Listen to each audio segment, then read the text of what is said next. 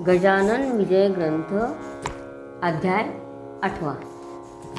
वक्रतुंड महाकाय सूर्यकोटी समप्रभ निर्विघ्नं कुरु मे देव सर्वकार्येषु सर्वदा। गणनाथ गणपती रविशुक्र बृहस्पती गणेश विजय ग्रंथ प्राकृतवाणी प्रवर्तते। श्रोता वक्ता सावधाना भवन्तु। श्री गणेशाय नमः। हे वसुदेव देवकी नंदना, हे गोप गोपी मनरंजना, हे दुष्ट दानव मर्दना, श्रीहरी पावमाते। तुझ्या प्राप्तीचे साधन कर्माधिकांचे अनुष्ठान, पराभक्तीचे सेवन करण्या आहे अपात्र मी। तुझी ज्ञानदात्री शास्त्रे सारी गिवार्ण भाषे भीतरी, त्यांचे सांग करू हरी सेवन ते कवण्या रीती। गिवार्ण वाचा नसे गंध, त्यातून माझी मती मंद, कमलातील मकरंद बेडुकाला मिळतो कसा। तर हे लेखक जे आहेत ते सांगतायत की तुझी भक्ती मी कोणत्या प्रकारे करू म्हणे। जसं कमळामध्ये जो मकरंद असतो, जो मध असतो, तो बेडकाला खाता येईल का म्हणे, त्याप्रमाणे तुझी भक्ती जी करण्यासाठी जे काही अनुष्ठान असतं, कर्मकांड जे काय असतं ते मी करण्याला असमर्थ आहे म्हणे असा मी। तर तरी तू माझ्यावर कृपा कर असं हे सांगतायत। गिवार्ण वाचा नसे गंध, त्यातून माझी मती मंद, मकरातील मकरंद बेडुकाला मिळतो कसा। अन्नदाने तुझी प्राप्ती जरी करून घेऊ श्रीपती, तरी धनाचा अभाव निश्चिती, दारिद्र्य पदरी बांधले त्वा। मी अन्नदान करून जर पुण्य मिळवायचं ठरवलं तरी मी काही इतका श्रीमंत नाही आहे म्हणे की अन्नदान करेल आणि पुण्य कमवेल असं। जरी करू मी तीर्थयात्रा तरी सामर्थ्य नाही गात्रा, तशातही अंधत्व आता आले आहे दृष्टी ते। ऐसा सर्व बाजूंनी मी हीन दीन चक्रपाणी, दारिद्र्याचे मनीच्या मनी जाती जिरोणी मनोरथ। किंवा मी तीर्थयात्रा जर करायची ठरवली तर ते पण माझ्याकडे हे नाही म्हणे, सामर्थ्य नाही आहे चालण्याचं, माझे गात्र आता साथ देत नाही आहेत म्हणे। आणि एवढं करूनसुद्धा मला पुण्य कमवायला दुसरं काहीच साधन नाही आहे म्हणे। म्हणून जे गरीब असतात म्हणे त्यांच्या मनातल्या इच्छा मनोरथ जे काय असतात ते मनातल्या मनातच थांबवून घ्यावे लागतात, त्यामुळे साठवून ठेवावे लागतात म्हणे।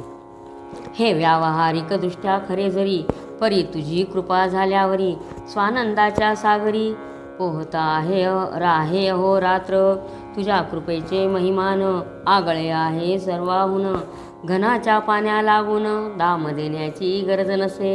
हे सर्व म्हणजे माझ्याजवळ काहीच सामर्थ्य नाही हे जरी खरं असलं म्हणे, परंतु तुझी जर कृपा झाली तर मला अशक्य काहीच नाही म्हणे।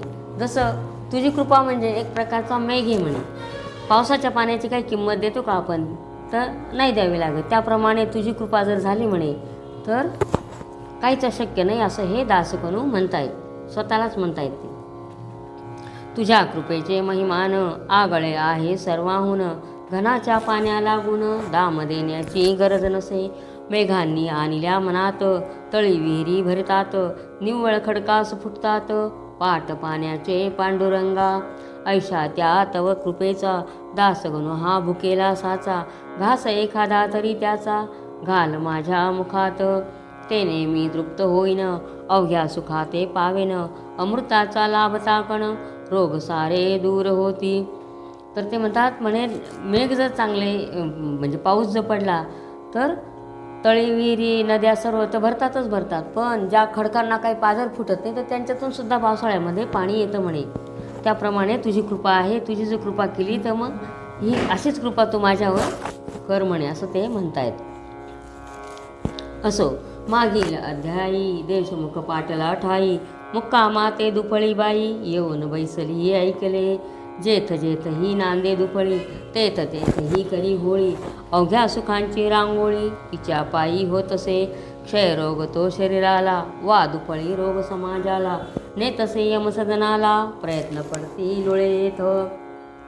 तर देशमुख आणि जे पाटील होते त्यांच्यामध्ये हे दुफळी निर्माण झाली, आणि ज्या ज्या ठिकाणी दुफळी निर्माण होते किंवा एखादा क्षयरोग होतो, क्षयरोगाने काय होतं तर माणूस वाचतच नाही म्हणजे मरूनच जातो, त्याप्रमाणे ही दुफळी किंवा जे दोन तट आहेत तर ते समाजाला लागलेला हा एक प्रकारचा रोगच आहे म्हणे.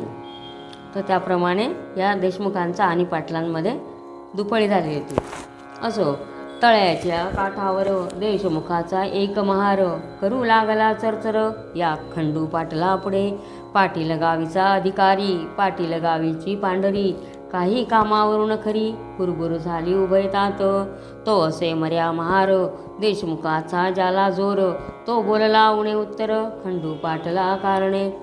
तर एकदा तळ्याच्या काठावर देशमुखांचा जो एक महार होता, तर त्याने त्या खंडू पाटलाला उलट उत्तर दिलं आणि तेच फक्त त्यांना दोघांमध्ये भांडण व्हायला कारण झालं त्या महाराच्या उलट उत्तर देण्यामुळे.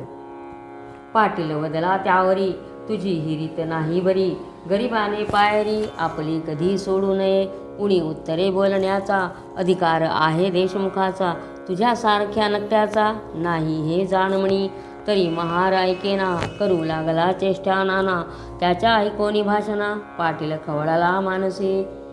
तो खंडू पाटील सांगायला लागला की देशमुखांचं माझं वैर म्हणे, तो तू मध्ये मध्ये नको बोलू म्हणे, काय बोलायचं ना आमचे वाद आम्ही आमच्यामध्ये मिटवू म्हणे, तो तू नको मध्ये मध्ये बोलू असं म्हणायला लागला.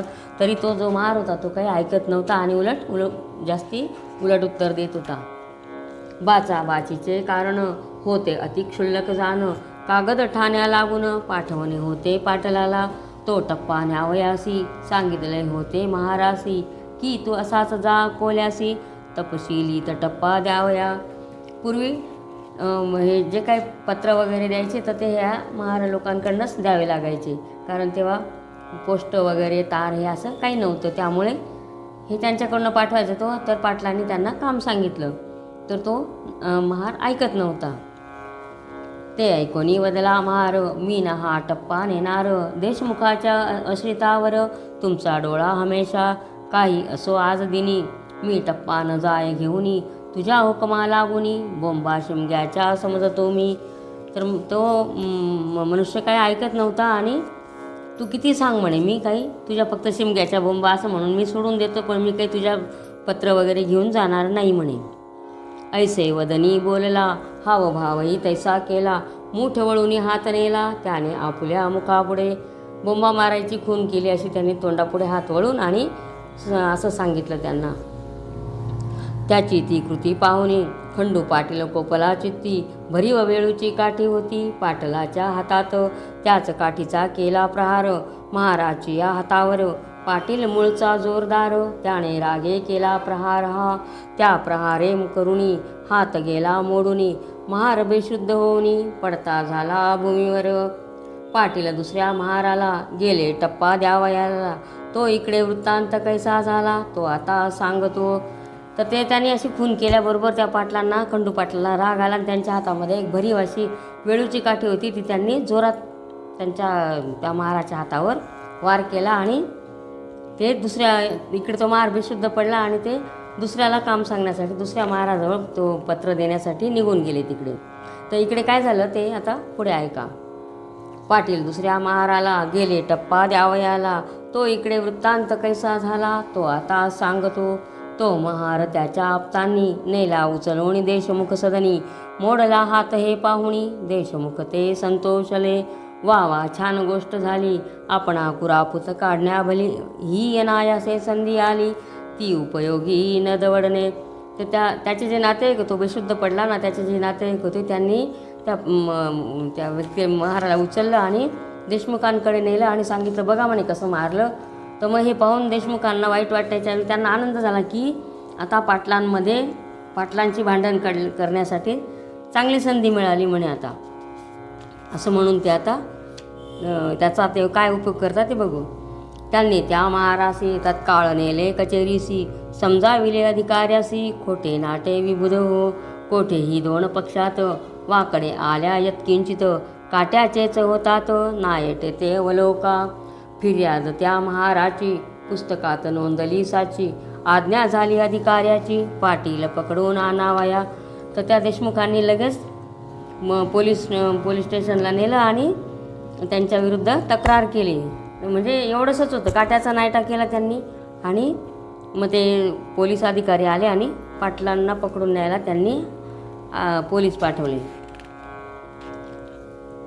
फिर्याद त्या महाराची पुस्तकात नोंदली साची, आज्ञा आली अधिकाऱ्याची, पाटील पकडून आणावया शेगावी झाली पुकार, उद्या आहे पडणार पाटलाच्या पदी थोर, बेडी आकरी हातकड्या ते खंडू पाटला समजले, त्या धाबे त्याचे दणानले, तोंडचे पाणी पळाले, झाला अति चिंतातूर, ज्या शेगावी मी वाघापरी वागत होतो आजवरी, येथेच का हा श्रीहरी प्रसंग आणिला बेडीचा, अब्रुदारास अपमान वाटे मरणाहून मरण, बंधू गेले घाबरून काही विचार सुचेना, खंडू हताश होऊन बसला, तो एक विचार सुचला त्याला, श्री गजानन महाराजांना साकडे हे घालावे, त्या साधूचे वाचून या संकटाते निरसन, करणार न कोणीयान राहिला या वराडी.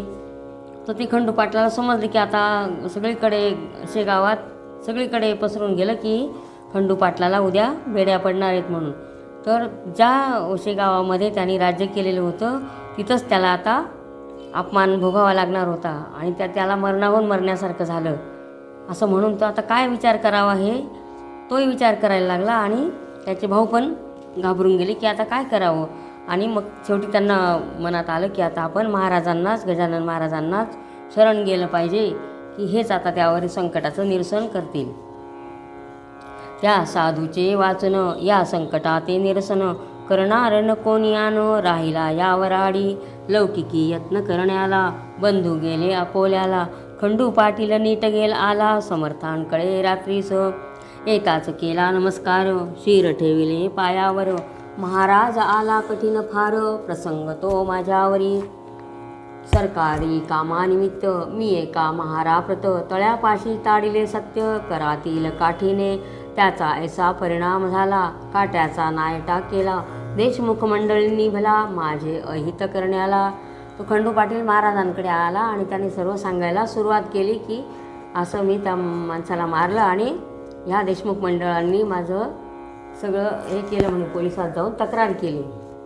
त्यानिमित्त कैद मला होण्याचा उद्या प्रसंग आला, समर्था माझ्या इज्जतीला तुझवीन कोण रक्षिल, उद्या येतील राजदूत मला येथून नेण्याप्रत, बेडी ठोकींनी पायात ऐसे आज ऐकले, त्यापेक्षा गुरुवरा गळा माझा येथेची चिरा, ही घ्या तलवार देतो करा वेळ करू नका हो, अब्रुदारा कारण बेइज्जत हेच मरण, अपराध माझा त्यातून अति अल्प दयाळा.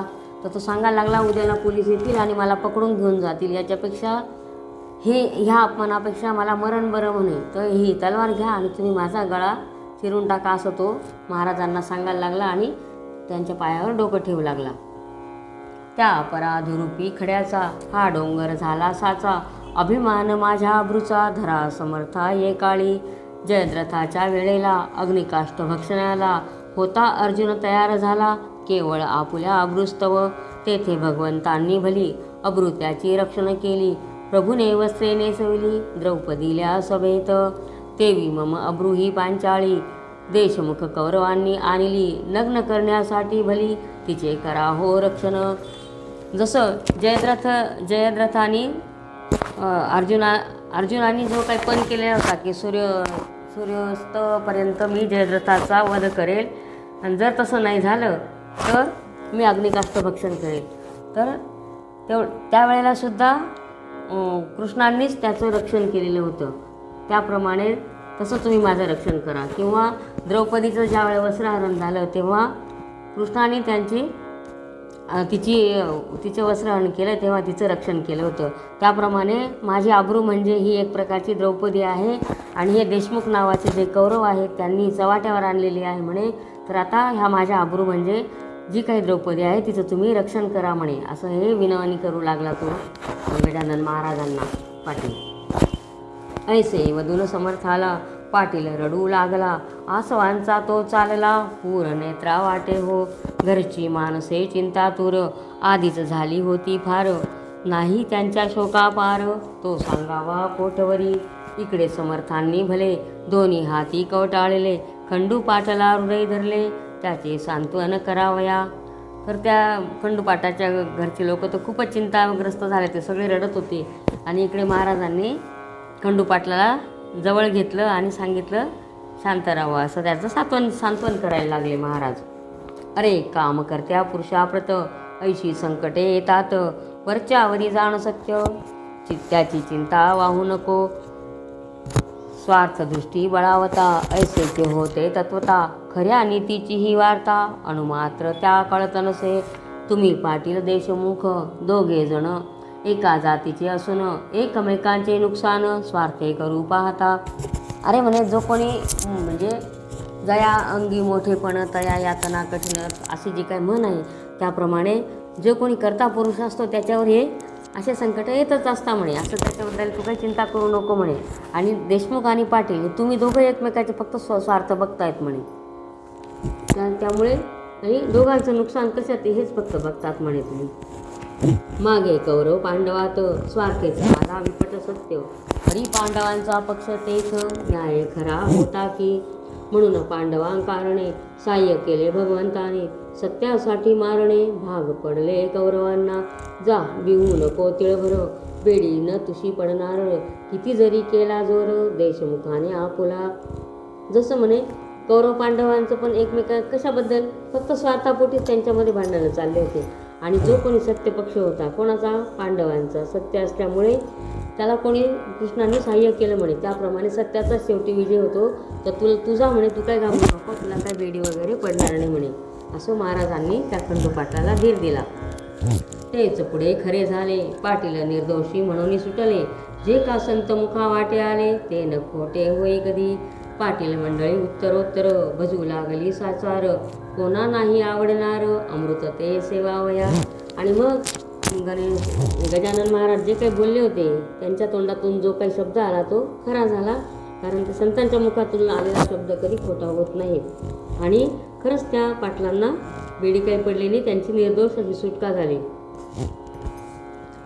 पाटील आणि मग ते त्यांचे अजूनच भक्त व्हायला लागले, त्यांची अजूनच श्रद्धा झाली महाराजांवर. पाटील मंडळी उत्तरोत्तर भजू लागली साचार, कोणा नाही आवडणार अमृत ते सेवावया. पुढे खंडू पाटलाने करुण विनंती प्रेमाने, नेले राहावया कारणे समर्थाला निजगृही. असता पाटील सदनात गजानन स्वामी समर्थ, ब्राह्मण आले अचित 10-5 तेलंगी. आणि मग त्या पाटलांनी, त्या खंडू पाटलांनी विनंती केली आणि महाराजांना आपल्या घरीच राहायला घेऊन गेले.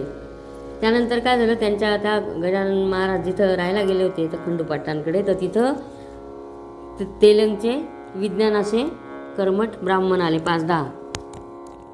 तैलंगी विद्वान असती कर्मठ वेदा परिप्रीती, वेदावरी प्रीती परील धनाचा लोभ चित्ती, राही ज्यांच्या विशेष ते काही मिळेल म्हणून, समर्थांकडे आले जाण तई होते पांघरुण, घेऊन समर्थ निजलेले त्यांना जागे करण्याप्रत, ब्राह्मण म्हणू लागले मंत्र जटेचे ते स्वरासहित अतिउच्चर स्वराने.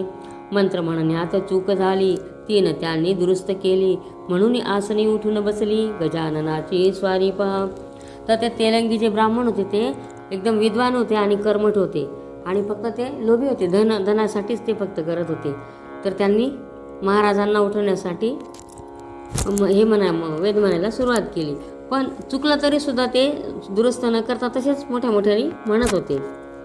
आणि ते चुकलेले बघून महाराजांना एकदम जाग आली आणि ते त्यांना सांगायला लागले, मंत्र म्हणण्यात चूक झाली 3 त्यांनी दुरुस्त केली, म्हणून आसनी उठून बसली गजाननाची स्वारी पहा. आणि ऐसे वदले ब्राह्मणाला, तुम्ही कशासाठी वैदिक झाला, हीनत्व वेद विद्येला आणू नका रे निरर्थक. हीन विद्या पोटाची मोक्षदात्री आहे साची, बा डोईस बांधल्या शालीची किंमत काही राखा हो. म्हणे असं चुकीचं कशाला म्हणतात म्हणे, नुसतं काय पोट भरण्यासाठी ही विद्या नाही म्हणे, हिच्यानी ह्या विद्येने वेदमंत्रांनी मोक्ष मिळतो म्हणे. काहीतरी थोडीशी लाज बाळगा म्हणे, डोक्याला जे काही तुम्ही बांधलेलं आहे त्याचं तरी निदान किंमत ठेवा म्हणे. मी म्हणतो ऐसे म्हणा खरे स्वरमणी आणा, उगीच गोळ्या भाविकांना सोंग आणून नाडू नका. जी ऋचा ब्राह्मणांनी म्हणण्या सुरू केली जाणी, तोच अध्याय समर्थांनी घडघड म्हणून दाखवला. म्हणे माझ्या मागे म्हणा म्हणे, मी जसं म्हणतो ना तसंच म्हणा म्हणे. आणि असं म्हणून जे काही ब्राह्मण म्हणत होते, ज्या ऋचा म्हणत होते ते त्यांनी घडघडा असं म्हणून दाखवलं महाराजांनी. चूक न कोठे म्हणण्यात शब्दोच्चार स्पष्ट सत्य, वाटे वसिष्ठ मूर्तिमंत, वेद म्हणण्या बैसला असे. तैलंगी ते ऐकून चकित झाले, अधोवदन बैसले, मुखवरी करण्या फुले, भयमनी वाटले त्या. सूर्य उदय झाल्यावर त्याच्या पुढे का होणार, दीपांचा तो जय जयकार, त्यांची किंमत अंधारी. महाराजांनी म्हणायला सुरुवात केल्यानंतर ते ब्राह्मण होते, त्यांनी सगळ्यांनी खाली माना घातल्या. जसं सूर्योदय प्रकट झाल्यावर पण त्यांचा काही हे असतं का, उपयोग असतो का, तर ते अंधार असल्यावरच पण त्या जगमग करता, सूर्योदयात नाही. विप्र म्हणती आपुल्या म्हणी, हा पिसा कशाचा महाज्ञानी, चारी वेद याच्या वदनी, नांदतात प्रत्यक्ष, हा विधाताच होय दुसरा, शंका येथे नुरली जरा, हा असावा ब्राह्मण खरा, जातीने की निसंशय. म्हणे अरे यांचं तर सर्व पाठ आहे म्हणे, हा नक्की ब्राह्मण असला पाहिजे म्हणे. परमहंस दीक्षा याची, वार्ता न उरली बंधनाची, कोणत्याही प्रकारची, हा जीवनमुक्त सिद्धयोगी, हा कोणीतरी सिद्धयोगी आहे म्हणे. काही पुण्य होते पदरी, म्हणून मूर्ती पाहिली खरी, हा वामदेव याला दुसरी, उपमा न ती द्यावया. तर हा वामदेवच आहे म्हणे, याला काही दुसरी उपमा देऊ शकत नाही म्हणे. आणि आमचं काहीतरी पुण्य आहे म्हणून आम्हाला यांचं दर्शन झालं, असं ते विप्र ब्राह्मण म्हणू लागले. असो खंडू पाटलाकडून त्या ब्राह्मणा लागून, देते झाले दयाघन, रुपया रुपया दक्षिणा. तर खंडू पाटलांकडून त्यांनी 1-1 रुपया त्यांना दक्षिणा द्यायला लावली महाराजांनी ब्राह्मणांना. ब्राह्मण संतुष्ट झाले, अन्य गावा निघून गेले. महाराजही कंटाळले, उपाधीला गावाच्या, श्रोते खऱ्या संताप्रत, उपाधीना असे पटत, दांभिकाला मात्र भूषण होते तिचे, गावाची उत्तरेला एक मळा सान्निध्याला, या मळ्यात भाजीपाला होत होता बहुवस. एक शिवाचे मंदिर, तेथे होते साचार, लिंबतरूंची थंडगार, छाया होती ते ठाई. हा कृष्णाजी पाटलाचा मळा होता मालकीचा, हा कृष्णाजी खंडूजीचा, सगळ्यात शेवटला भाऊ असे. तर महाराज तिथे राहत होते खरे, पण त्यांना हे गावातल्या एक ह्या उपव्यापी ज्या होत्या त्या काही आवडत नव्हत्या. म्हणजे कोणी खरंच संत असतात त्यांना हे असं आवडत नाही, ते सर्व निर्विकार असतात, त्यांना कशाबद्दलच आसक्ती नसते. आणि म्हणून हे त्यांना ह्या सगळ्या गोष्टीचा कंटाळा आणि ते तिथून निघून जायला तयार झाले. तर ते कुठे गेले, हे खंडूपाटाचा जो लहान भाऊ होता त्याचा एक मळा होता, तिथं भाजीपाला वगैरे होता, आणि तिथं एक शिवाचं मंदिर होतं, त्या मळ्यामध्ये जाण्यासाठी तयार झाले. त्या मळ्यात महाराज आले, शिवालया सन्निध बैसले, एका ओट्यावरी भले निंबतरूच्या छायेत, समर्थ म्हणाले कृष्णाजीस, मी आलो तुझ्या मळ्यासी, काही दिवस राहावयासी, या शंकरा सान्निध्य. त्या कृष्णाजीला सांगितलं, मी काही दिवस तुझ्या मळ्यात राहायला आलो म्हणे, शंकराच्या मंदिरात. हा भोलानाथ कर्पूर गौर, नीलकंठ पार्वतीवर, हा राजराजेश्वर आहे अवघा देवांचा, तो तुझ्या मळ्यात रमला, म्हणून मीही विचार केला, येथे येण्याचा तो भला, दे सावली करून. तर म्हणे हा शंकर इथंच राहतो ना म्हणे, त्याप्रमाणे मीही आता तुझ्या मळ्यात राहतो, मला एक सावली करून दे म्हणे.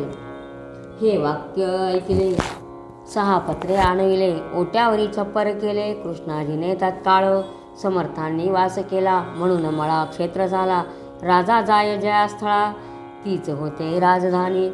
जसं राजा जिथं जाईल तिथं सर्व एक प्रकारची राजधानीच होती, त्याप्रमाणे हे त्या मळ्यामध्ये राहायला गेले. तर त्या पाटलांनी त्यांना हे 6 पत्रे आणले आणि ओट्यावर छप्पर करून दिलं, आणि तिथे ते महाराज राहू लागले.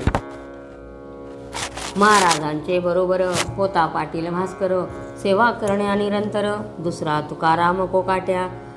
तर तुकाराम महाराजांसारखाच हा भास्कर पाटील जो होता तो सदैव महाराजांची सेवा करायचा, तो बरोबरच असायचा.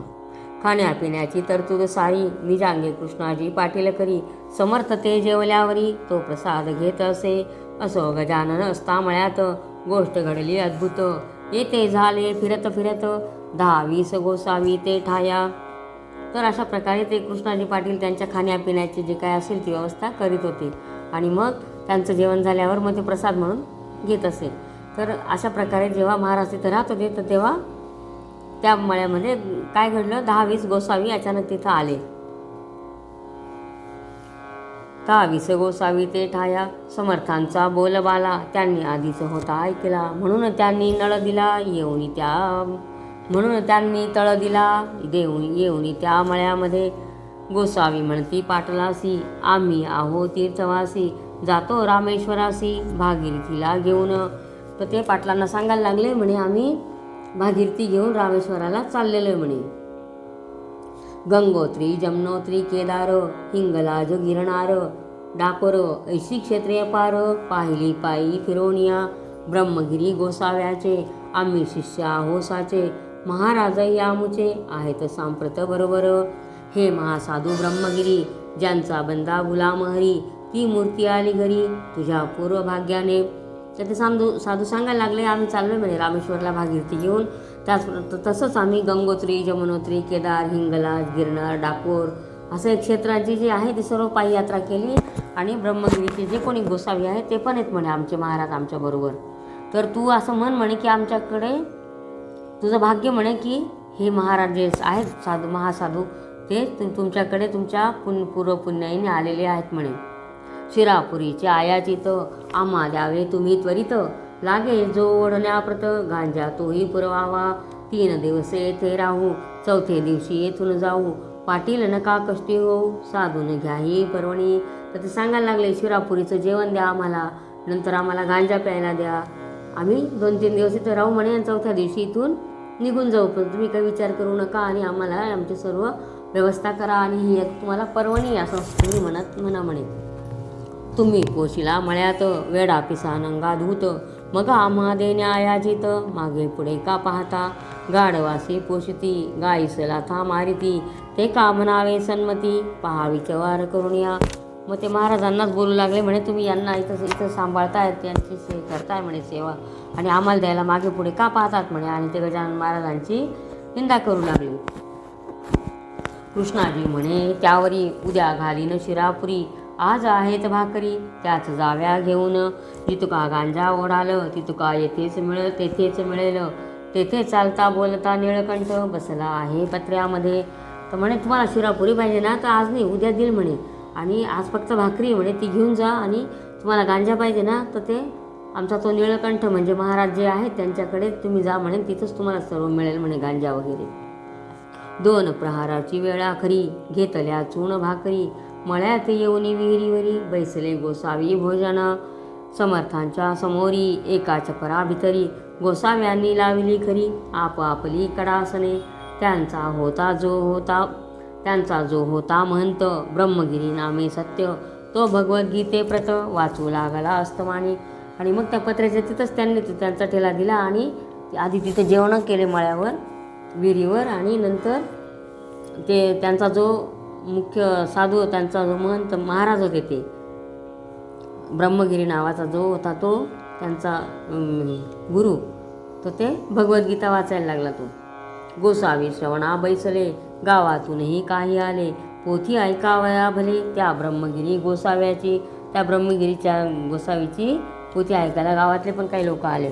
नेनन छिंदंती हा श्लोक, निरूपणाचा होता देख, ब्रह्मगिरी पक्का दांभिक, स्वानुभवाचा लेश नसे, निरूपण त्याचे ऐकले, गावकऱ्यास नाही पटले, ते आपसात बोलू लागले, हा नुसता शब्दच्छला आहे. साऱ्या पोथी ऐकल्यावरी येऊन बैसले पत्र्याभितरी, गजाननाच्या समोरी संत दर्शन घ्यावया. तर ते नैनन चिंदंती हा जो श्लोक आहे त्याच्यात तो श्लोक त्यांनी घेतला आणि वाचायला लागला. पण ते लोक जे ऐकायला आलेले होते त्यांना काही ते त्या पोथी आवडली नाही, गीता आवडली नाही त्यांना, आणि ते सर्व तिथून उठले आणि गजानन महाराजांच्या दर्शन घ्यायला येऊन बसले. लोक म्हणती छपराला, निरूपणाचा भाग झाला, येथे पत्र्यास बैसला, स्वानुभवाचा पुरुष. हे ऐकलं ना, हे सगळं निरूपण होतं म्हणे, स्वतःचा अनुभव काहीच नव्हता. आता इथं आम्ही स्वानुभव जो काय आहे इथं बघू म्हणे, असं म्हणून ते लोक सगळं तिथे येऊन बसले. तेथे ऐकला इतिहास, येथे पाहिला प्रत्यक्ष पुरुष, या भाषणे गोसाव्यास राग आला काहीसा, अवघे गोसावी गांजा प्याया, बसले होते घेऊन या, त्या पत्र्याची आठाया, चालेली चिलेम गांजाची, पत्र्यात पलंगाच्या वरी, बसली होती समर्थ स्वारी, चिलीम भरुणीवरच्या वरी, प्याया देई भास्कर. मग त्या गोसाव्याला रागच आला थोडंसा, आणि पण इथं बाकीचे जे होते ते सगळे गांजा पीत बसलेले होते. त्या चिलिमीच्या वस्तवाची ठिणगी पडली, पलंगी पडली साची, ती पडताना कोणाची दृष्टीने गेली तिच्यावर. काही वेळ गेल्यावर निघू लागला धूर. पलंग पेटला अखेर एकदम चहू बाजूंनी. तर महाराज चिलीम पित होते आणि त्या चिलिमीची जवळ एक थोडीशी ठिणगी पडली पलंगावर आणि तो पलंग एका बाजूने पेटायला लागला आणि हळूहळू असा धूर निघायला लागला. तो प्रकार पाहता भास्कर बोले सद्गुरुनाथा, पलंग सोडा शीघ्र आता, या खाली उतरवून. लाकडे ही पलंगाची आहेत की सागाची, ती नाता विजायाची, पाण्या वाचून दयाळा. तर तो भास्कर बघत होता की पलंग पेटलाय बा असं.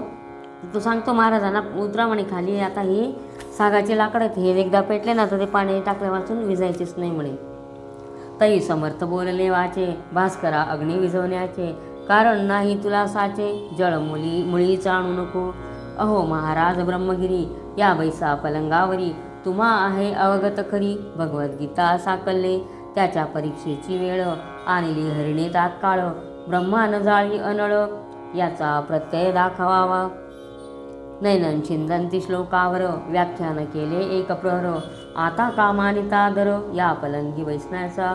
तर म्हणे महाराज म्हणे बसा म्हणे, म्हणजे गजानन महाराज त्या ब्रह्मगिरी महाराजाला सांगायला लागले की बसा म्हणे, आता खरी तुमची परीक्षेची वेळ आहे आणि तुम्ही भगवद्गीता वाचली ना त्याच्याच याच्याने ही आग विझेल म्हणे, या म्हणे आता तुमची परीक्षा आहे म्हणे, असं म्हणून सांगायला लागले महाराज.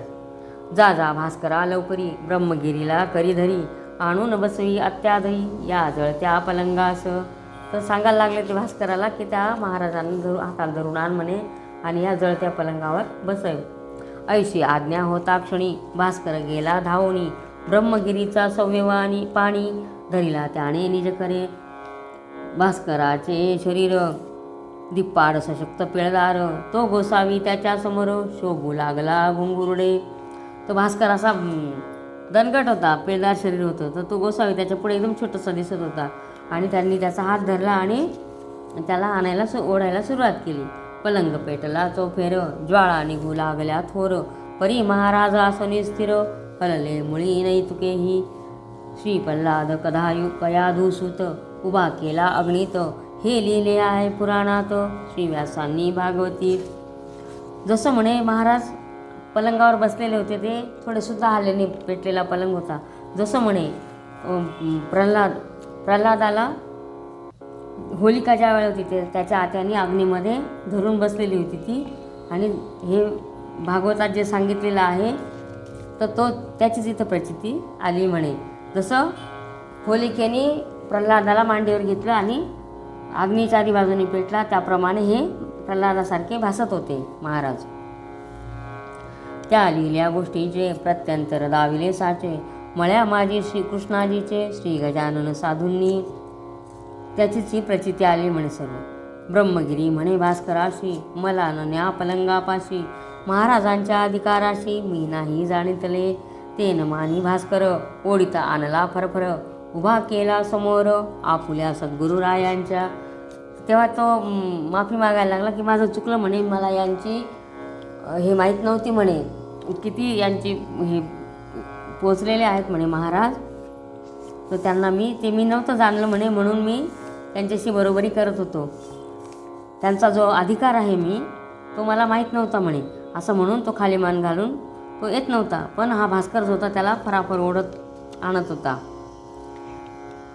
ते न मानी भास्कर, ओढीता आणला फरफर, उभा केला समोर आपुल्या सद्गुरुरायांच्या. दैनंद हती पावक, हे खरे दाऊ करुण दावा वाक्य, ऐसे बोलता महाराज देख, गोसावी परम घाबरला.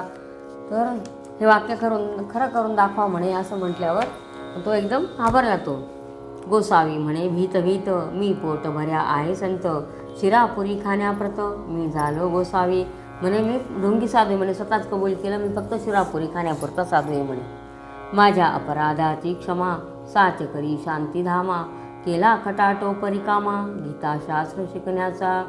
मला काही गीता वगैरे येत नाही म्हणे, फक्त मी एक प्रयत्न करून बघितला म्हणे फक्त. तुला पिसा मी म्हणालो, आता पस्तावा पावलो, मी दाती तृण धरून आलो, शरण तुला भय दे. तर म्हणे मी तुला पिसा म्हटलो, तुला काय काय बोललो म्हणे, तर आता मला त्याचा खूप पश्चाताप होतो आहे आणि मी तुला दातामध्ये गवत धरून आलो म्हणे, तुला शरण आलो म्हणे असं म्हटलं तो, आणि त्यांच्या पायावर डोकं ठेवू लागला महाराजांच्या. शेगावच्या जनांनी केली समर्था विनवणी, आपण अग्नीपासून भय नाही हे खरे, तरी महाराज आमच्या करता खाली यावे लवकर आता, अशा स्थितीत पाहता तुम्हा आम्हा धडकी भरे. तर मग बाकीचे लोक विनंती करायला लागले महाराजांना, तुमच्यावर आमची श्रद्धा आहे म्हणे, तर आता आमच्यासाठी तरी तुम्ही खाली उतरा म्हणे जळत्या पलंगावरून, आम्हाला तुम्हाला अशा अवस्थेत बघून आम्हालाच भीती वाटते म्हणे, असं सांगायला लागले. म्हणून आमच्यासाठी आता उतरा खाली जगज्ञान जेठी, गोसावी झाला हिमफुटी तो न काही बोलला, लोक विनंती सद्या मान, खाली उतरले गजानन, तो पलंग पडला कोसळून, एक पळही न लागले त्या, अवघाच होता जळाला जो भाग शेष उरला, तो लोकांनी विझवला साक्ष दावण्या इतरांशी. आणि मग महाराज खाली उतरल्याबरोबर तो पलंग जो होता तो खाली पडला आणि अर्धा भाग जळालेला होता तो बाकीच्या लोकांनी मग विझवला, आणि अर्धा तो उरलेला होता तो बाकीच्यांना दाखवण्यासाठी साक्ष म्हणून ठेवला. ब्रह्मगिरी पायी लागला निरभिमान अवघा झाला, स्पर्श होता गंगाजला मलकोठो निराई तेथ. आणि मग ब्रह्मगिरींनी महाराजांच्या पायावर डोकं ठेवले. जसं गंगेचा स्पर्श झाल्यावर हे पाप सगळं धुवून जातं, त्याप्रमाणे महाराजांना स्पर्श झाल्यावर त्याचंही पाप धुतलं गेलं. मग मध्यरात्रीच्या समयाला ब्रह्मगिरीस बोध केला, आजपासून चेष्टेला तू या सोडून दे रे. ज्यांनी राख लावावी त्यांनी उपाधी दूर ठेवावी, अनुभवावी न सांगावी गोष्ट कोणा निरर्थक, नुसते शब्द पांडित्य माजले जगी अतोनात, तेनेच आहे झाला घात आपुल्या संस्कृतीचा. तर म्हणे अरे हे असं जो काही खरा संन्यासी असतो ना, किंवा ज्यांनी भस्म लावलंय तर त्यांनी जगापासून लांबच राहायला पाहिजे म्हणे. हे तर सर्व ढोंग मांडले ते सोडून दे, आणि हे जे काही शब्द पंडित आहे खोटे खोटे त्यांच्यामुळेच आपल्या संस्कृतीमध्ये सगळे माजलेले आहेत म्हणे, सगळं आपल्या जो संस्कृतीचा नाश झालेला आहे म्हणे. गोसावी मच्छिंद्र जालंधर गोरख गहिनी साचार, ज्ञानेश्वरांचा अधिकार किती म्हणून सांगावा, स्वानुभवाचे झाले यती श्री शंकराचार्य निश्चिती, प्रपंची रावणी ब्रह्मस्थिती अनुभवली एकनाथांनी. तर आता गोसावी जे काय झाले म्हणे, मच्छिंद्र जालंधर गोरख तसेच ज्ञानेश्वर महाराज, आणि त्याचप्रमाणे संसारात राहून सुद्धा एकनाथ महाराज ते पण म्हणे हे होते म्हणे, खरेच अधिकारी पुरुष होते. स्वामी समर्थ ब्रह्मचारी हे ब्रह्म साक्षात्कारी, होऊन गेले भूमीवरी यांची चरित्रे आणि म्हणी. तर यांचं जे चरित्र मनात आण म्हणे, आणि मग तू काय कसं वागायचं ते ठरव म्हणे.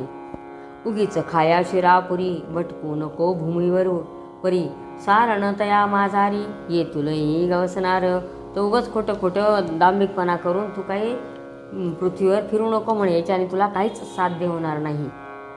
ऐसा बोध ऐकिला ब्रह्मगिरी विरक्त झाला, प्रातःकाळीच उठून गेला कोणान भेटना शिष्यासह. ही गोष्ट दुसऱ्या दिवशी कळाली अवघ्या गावासी, जो तो आला पाहावयासी मळ्यात जळलेल्या पलंगाते. तर मग आणि तो जो काय ब्रह्मगिरी होता तो विरक्त, जो साधू होता तो विरक्त झाला आणि सकाळी कोणालाच न भेटता निघून गेला. आणि हे सगळं, आणि ती पलंगाची जी गोष्ट होती जळत्या पलंगाची अख्ख्या शेगावात पसरली. तर सगळे गावातले लोक बघायला आले की काय झालं बा, त्या मळ्यामध्ये आले आणि सर्वांनी ती बघितली. हा दासवन विरचित श्री गजानन विजय नामे ग्रंथ, तारो भाविका भवाब्धीत हेची इच्छी दासगणू. तर अशा प्रकारे सर्वांची श्रद्धा गजानन महाराजांवर जडो असे हे दासगणूंची मनिच्छा आहे. ते सर्वांना गजानन महाराजांचा आशीर्वाद लाभो. शुभम भवतु शुभम भवतु शुभम भवतु. श्री हरिहरार्पणमस्तु. इति श्री गजानन विजय ग्रंथस्थ अष्टमोध्याय समाप्त. गजानन महाराज की जय.